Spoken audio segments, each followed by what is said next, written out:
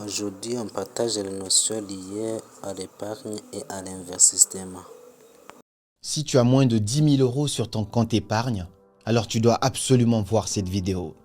Donne-moi seulement 10 minutes et je t'expliquerai comment on épargne beaucoup d'argent de façon très facile.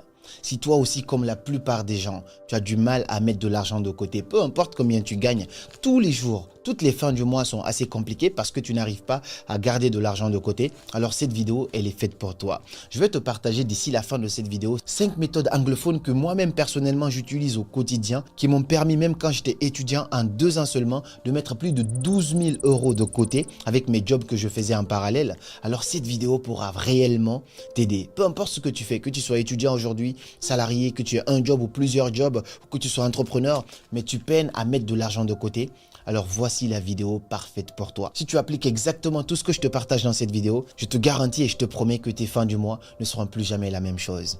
Avant de commencer, il y a un primordial qu'il faut comprendre. La vérité, c'est que les fondamentaux de l'argent tournent autour de 3 choses, comme le disait Robert Kiyosaki dans son livre Père riche et Père pauvre. Pour devenir riche, on passe par l'accumulation, donc gagner de l'argent, l'épargne, mettre de l'argent de côté et ensuite l'investissement.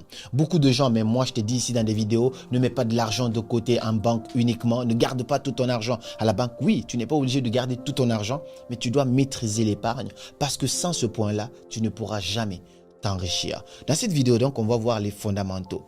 Les piliers de l'enrichissement quand on parle d'accumulation, d'épargne et d'investissement, forcément il faut rentrer de l'argent pour pouvoir épargner de l'argent. Et ensuite quand on épargne, on pourra investir. Mais si tu n'as pas d'épargne, tu ne peux pas investir. Et si tu n'as pas d'argent, tu ne peux pas épargner non plus. Donc forcément ces 3 vont ensemble. Quand il s'agit de faire rentrer de l'argent, chacun a son choix. Il y en a qui choisissent le salariat, il y en a qui choisissent plusieurs jobs, il y en a qui choisissent l'entrepreneuriat ou d'autres font autre chose. Moi, en ce qui me concerne, j'ai choisi d'entreprendre. Depuis plus de 8 ans maintenant, je suis dans l'entrepreneuriat. Et au cours de cela, il y a quelques années, il y a 2 ans, j'ai décidé de passer en société. Je suis passé de auto-entrepreneur à société. Pour cela, il fallait que je dépose mon capital de départ et que j'ai une banque professionnelle.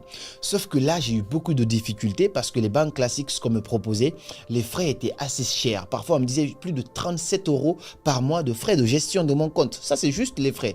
Je trouvais ça beaucoup et en plus de ça, c'était beaucoup trop complexe et moi, je bouge beaucoup. Donc, j'ai besoin de quelque chose de flexible qui s'adapte à mes besoins. C'est comme ça qu'un ami à moi me parle d'une banque en ligne. Et ça a changé toute mon expérience en termes d'entrepreneuriat. C'est exactement pour ça que je dois te parler aujourd'hui de Revolut Business, qui est la solution parfaite pour ton entreprise aujourd'hui ou pour ta future entreprise que tu vas créer. Que ce soit une start-up, une PME ou une entreprise individuelle, plus de 20 000 entreprises rejoignent Revolut Business chaque mois.